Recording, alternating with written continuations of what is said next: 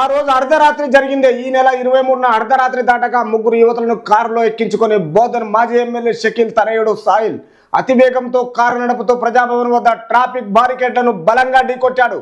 అక్కడ విధుల్లో ఉన్న ట్రాఫిక్ సిబ్బంది పంజగుట్ట పోలీసులకు సమాచారం ఇచ్చారు.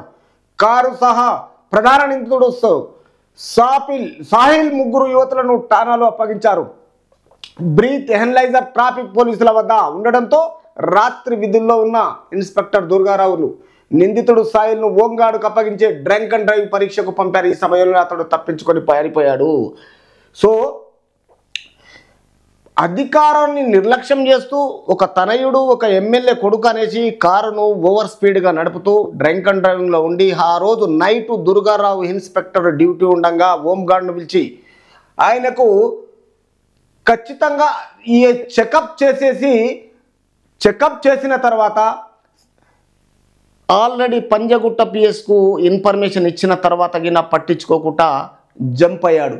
కాబట్టి ఆ జంప్ అయిన మూమెంటే ఒక పని మనిషి మీద కేసును ఆయన మీద నెట్టి ఈయన తప్పించుకోవాలని ప్లాన్ చేశాడు.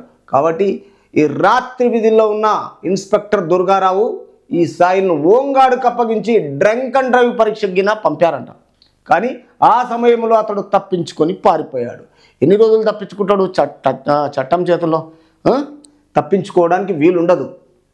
ఆల్రెడీ ఈ బారికేడ్లను గిన మనోడు ఒక గవర్నమెంటు బారికేడ్లను ఒక లా అండ్ ఆర్డర్ను ఒక ట్రాఫిక్ను నిర్లక్ష్యంతో తాగి ఉన్నప్పుడు ఏది కనిపించకుండా బారికేడ్లను ఢీకొట్టి పారిపోయాడంటే అధికార మదము, నేనొక ఎమ్మెల్యే కొడుకును అని.